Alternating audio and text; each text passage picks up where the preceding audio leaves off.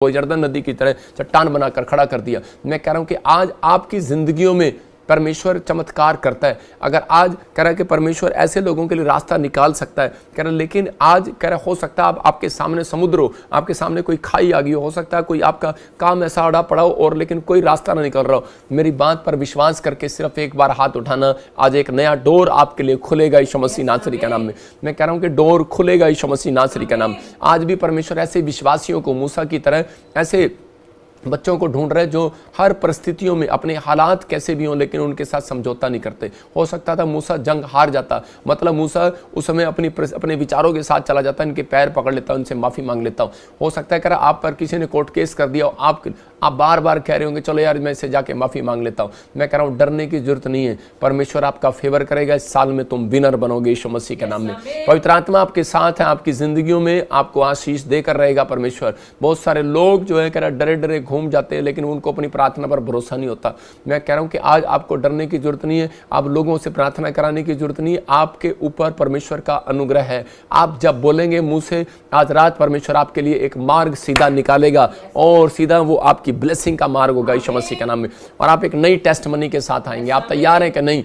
अगर आप तैयार हैं तो मैं कह रहा हूं उन लोगों को गुड न्यूज़ मिलने वाली है यीशु मसीह नासरी के नाम में। आपकी ज़िंदगियों में आशीष आएगी। एक लड़की के बारे में बता रहा हूं कि एक विश्वासी लड़की थी और वो फॉरेन में पढ़ने के लिए गई, तो उसी समय उसको पता लगता है कि उसके बाप के ऊपर कर्जा हो गया, बिजनेस खराब हो गया। तो उसी समय वो डर गई और उसने अपने बाप के कर्जे को उतारने के लिए जगह जगह काम करना शुरू कर दिया और किसी के घर में झाड़ू पोछा लगाती, खाना बनाती, मतलब किसी भी तरीके से कोई ना कोई जितना भी पार्ट्स मिलता, जितना भी टाइम मिलता, वो अपने डॉलर इकट्ठे करती अपने माँ बाप के लिए। और उसी समय जब वो ऐसा कर रही थी तो उसी समय उसको खबर मिली कि उसके डैडी की हालत ख़राब होगी और उसको इतने पैसे की ज़रूरत है। तो शैतान उसके विचारों में डाल रहा था कि एक अंग्रेज के घर में लाखों रुपए का डॉलर पड़े हैं तो इसी समय उठा ले। और इसी समय लेकिन उसने शैतान की बातों में नहीं गई और उसने उस बात पर विचार नहीं किया, उसने अपने हालातों से समझौता नहीं किया, उसने खुदा की प्रेजेंस में रहना सीखा।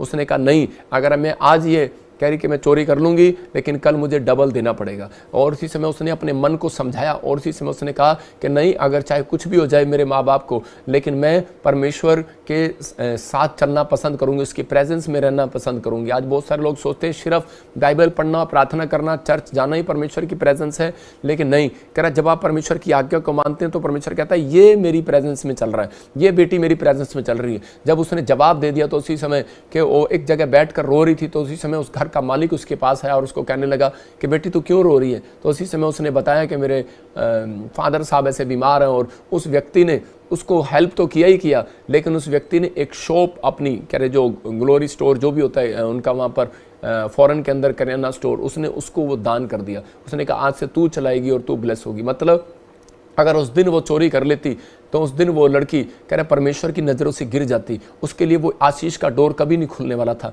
लेकिन उसने पाप से समझौता नहीं किया।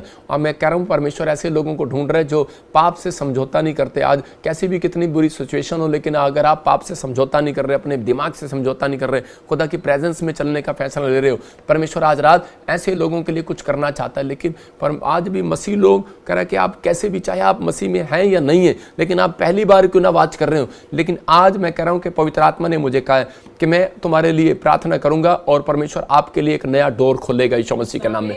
चाहे आप पहली बार क्यों ना वाच कर रहे हो, लेकिन आज आपको पता लगेगा परमेश्वर आज उन लोगों के लिए डोर खोलता है जो अपनी हालातों से समझौता नहीं करते, कहना जो खुदा की से प्रॉमिस करते हैं और उस प्रॉमिस में गिरते नहीं है, तोड़ते नहीं है उस प्रॉमिस को। जो आपने प्रॉमिस कर दिया, जो आपने वादा कर दिया, परमेश्वर आज आपकी जिंदगी में चमत्कार करेगा। हम देखते हैं, कह रहा एक जगह वचन में लिखा, नीति वचन 30 के 30 में हम पढ़ेंगे, देखो लिखा शेर किसी के डर से नहीं हटता। कह रहा आज बहुत सारे लोग कह रहा कि बाइबल पढ़ते हैं, प्रार्थना करते हैं, मकान मालिक के सामने कह रहा डर जाते हैं और घबरा जाते हैं और जो ऊंची आवाज में प्रार्थना करते हैं तो उसी समय मकान मालिक बोल देगा जी घर खाली कर दो। लेकिन परमेश्वर का आत्मा कह रहा है सींग जो पशुओं में पराक्रमी है और किसी के डर से नहीं हटता। आज बहुत सारे लोगों को हटाने की कोशिश करते हैं, चाहे आप पास्टर हैं, विश्वासी हैं, बिलीवर हैं, आपको हटाने की कोशिश कर रहा है कोई। लेकिन मैं कह रहा हूं कि जब आप डर जाते हैं तो आपको समझना है कि आप कह रहे शेर हैं, शेर किसी के डर से हटता नहीं है।